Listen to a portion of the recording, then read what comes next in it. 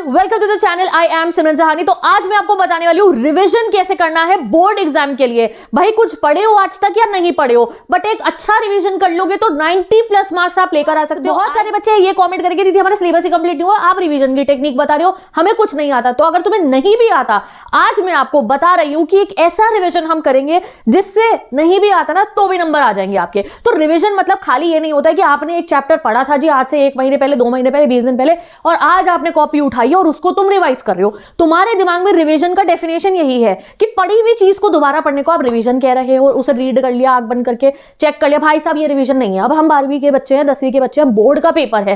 Revision मतलब यहां पे है जो आपने पढ़ा, जो आपने नहीं पढ़ा उसे भूल जाओ। आपको एक चैप्टर उठाना है, उसको समझना है और उसका इंपॉर्टेंट पोर्शन जो आपके पेपर में दिखने वाला है उसे जरूर पढ़ना है, बहुत ही ज्यादा फोकस के साथ में। मेरी लैंग्वेज में ये है रिवीजन। तो I am telling you today, ऐसा नहीं हमने कुछ नहीं पढ़ा, हर बच्चे ने हर चैप्टर को थोड़ा बहुत तो जरूर पढ़ा है। टुडे आई टेल यू कैसे आप उस चैप्टर को पढ़ो अब इस समय पे, कैसे उसमें आप अपना इनपुट दो जिससे वो आपके दिमाग में ऐसे बसे कि भाई पेपर में 2 ही क्वेश्चन आ रहे हो जो आज आप रिवाइज करके जा रहे हो। तो 4-5 टेक्निक है जो आपको लगानी है डेली बेसिस पे इस रिवीजन को करते हुए। सबसे पहली चीज है जो आपको करनी है वो ये है, जो भी चैप्टर आपने उठाया है उसको आपको सबसे पहले उसके PYQs से लगाना शुरू करना है। This is the game changer thing that you have to do. ये रिवीजन का ही स्टेप है। रिवीजन मतलब ये नहीं है कि एनसीईआरटी उठा के एक लाइन पढ़नी शुरू कर दी, नहीं। रिवीजन मतलब ये नहीं है कि आपने कोई वन शॉट लेक्चर उठा के देख लिया, रिवाइज हो गया, नो। रिवीजन मतलब है कि अब आखिरी बार जब आप उस चैप्टर को पढ़े हो तो उसका इंपॉर्टेंट मटेरियल दिमाग में बसा लिया जाए। तो पूरा हमारा बोर्ड का पेपर ना कहां से बन के आता है, आधे से ज्यादा PYQs के अंदर से। तो आज निकालना है आपको एक ऐसा जरिया अपने PYQ कंप्लीट करने का। वो क्या है? लास्ट 10 ईयर की PYQs अब चैप्टर वाइज लगाना शुरू कर दो। कोई भी सब्जेक्ट है, फिजिक्स है, केमिस्ट्री है, मैथ्स है, SST है, बायोलॉजी है, आपका इंग्लिश है, कोई भी आपका सब्जेक्ट है, उसका कोई भी आप चैप्टर पढ़ रहे हो, हर चैप्टर के लास्ट 10 ईयर के PYQs लगाओ। अब 10 ईयर बहुत ज्यादा लग रहा है तो 5 ईयर के PYQs लगाना शुरू कर दीजिए। PYQ ढूंढने का तरीका है, कोई बुक खरीद लो अच्छी सी या ऑनलाइन जाके सर्च करो, टाइम कम है तो बुक खरीद लो, ठीक है। रिपीटेड क्वेश्चंस को उसमें हाईलाइट करते रहना। आप पिछले 5 साल का पेपर देखोगे तो आपको लगेगा ये क्वेश्चन तो बार बार रिपीट हो रहा है, तो उसे जरूर पढ़ना, वो इस साल भी रिपीट हो सकता है आपका। And 5 to 8 mark long questions के ऊपर फोकस करना। बच्चे छोटी छोटी चीजें पढ़ते रहते हैं थ्योरी सब्जेक्ट में, लॉन्ग क्वेश्चन को भूल ही जाते, भैया 8 नंबर तो वहीं से आने हैं। तो लॉन्ग क्वेश्चन को रीड करना, रीड करना, रीड करना, हो गया आपका रिवीजन। अब अगर आप ऐसे पढ़ोगे तो 70 से 80% पेपर की आपकी तैयारी हो चुकी है। 70 to 80% चैप्टर आपका कंप्लीट PYQ के जरिए ही हो सकता है।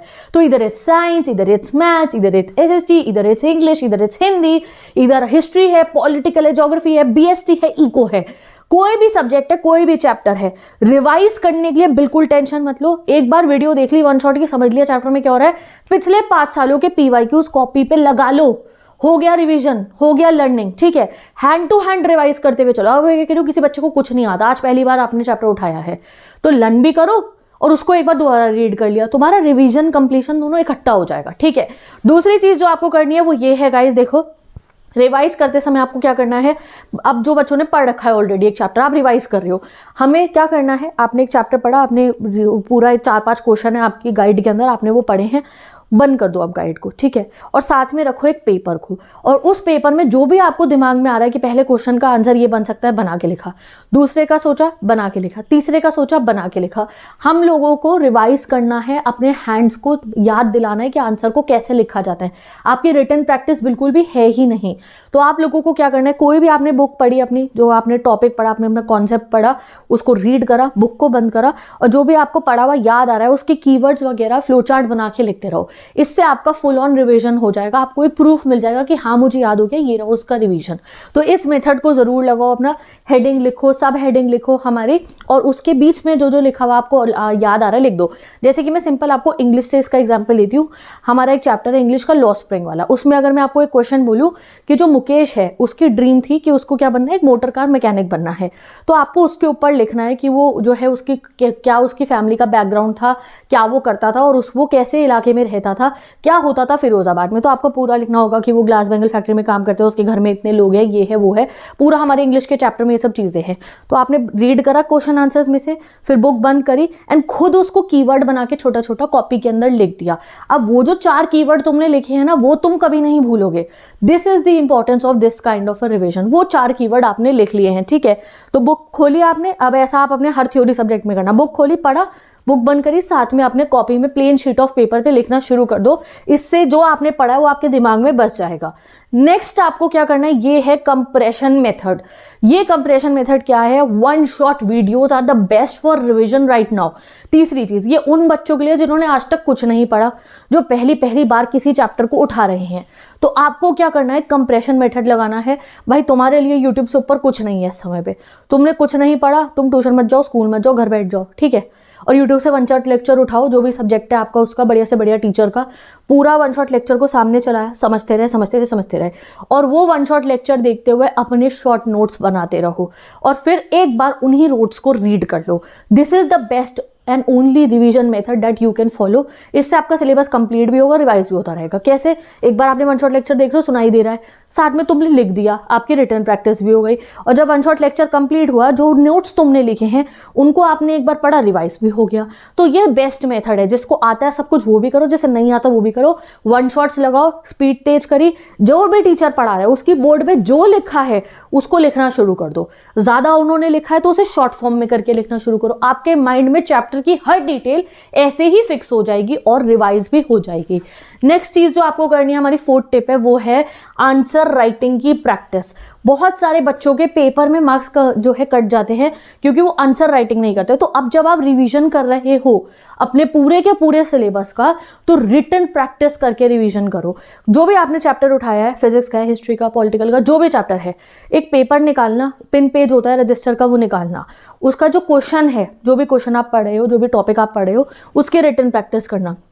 और आंसर लिखने का तरीका क्या होना चाहिए, एक सब हेड, एक आपकी मेन हेडिंग होनी चाहिए, और 4-5 पॉइंट के अंदर अपना बुलेट पॉइंट्स में आंसर लिखो, और एंड में उसका कंक्लूजन लिखो कि आपको क्या समझ में आया है। जब आप ऐसे लिख के रिवीजन करोगे तो वो तो बेस्ट है हमारा। तो आप अपना हर चैप्टर का जो भी आंसर राइटिंग है, जैसे PYQs मैंने कहा आप लगाओ, तो PYQs खाली देखने नहीं है, PYQs को इस टाइप से अपना सॉल्व करके देखो। क्योंकि काफ़ी बच्चों के आता है दिमाग में, उनकी प्रेजेंटेशन इतनी गंदी होती है कि उनके नंबर कट जाते हैं। तो इसलिए अब रिवीजन करो तो आज ही तो प्रेजेंटेशन पे फोकस करोगे, तो लिखना भी थोड़ा बहुत शुरू करो। And last but not the least, वो क्या करना है आपको, मैं दोबारा यहाँ पे लिख रही हूँ कि जो लास्ट हमारे 5 सालों के हाईली रिपीटेड क्वेश्चन है गाइस, उनको अच्छे से पढ़ना शुरू कर दो एंड अपने उन क्वेश्चंस को लगाना शुरू कर दो। जितना आप इन क्वेश्चंस को पढ़ते रहोगे, समझते रहोगे, उतना आपका सिलेबस का मोस्ट इंपॉर्टेंट पोर्शन कंप्लीट हो गया है। And this is the only thing that you have to do right now for your revisions. उसके साथ में आपको क्या करना है, अपने आपकी बार का जो सैंपल पेपर है उसके हर क्वेश्चन के 2-2 सैंपल पेपर लगा लेने हैं। कि रिवीजन के लिए आप कॉपी उठा के बैठे हो, NCERT पूरी की पूरी वो रीड कर रहे हो, फिर 10 क्वेश्चन रीड कर रहे हो, इतना तो टाइम ही नहीं है हमारे पास में। तो अब हमें शॉर्ट मेथड लगाना है, एक वो वन शॉट वाला कि वन शॉट वीडियो से लेक्चर को देखा, नोट्स बनाते रहे और उस नोट्स को रिवाइज कर लिया। इससे आपका थ्योरी पोर्शन, अंडरस्टैंडिंग पोर्शन हो गया। फिर हम जंप करेंगे क्वेश्चन पोर्शन के ऊपर, जिसमें आपने क्या करना है, पिछले 10 सालों के PYQs, 5 सालों के, 6 सालों के चैप्टर वाइज और आज के जमाने के, नए जमाने के सैंपल पेपर के क्वेश्चंस को एक पेपर के ऊपर अटेम्प्ट करना है, लिख लिख के देखना है। रिवीजन मतलब खाली रीड करना नहीं है, रिवीजन मतलब है लिख के देखना है। This is the only thing you have to do, जिससे आपका रिवीजन भी हो, रिटन प्रैक्टिस भी और नंबर भी अच्छा है, ठीक है। तो ये 4-5 चीजें ध्यान में रखो, आज से अपना रिवीजन ऐसा करना शुरू करो। एंड मिलेंगे हम नेक्स्ट वीडियो में। Bye bye, take care and best of luck.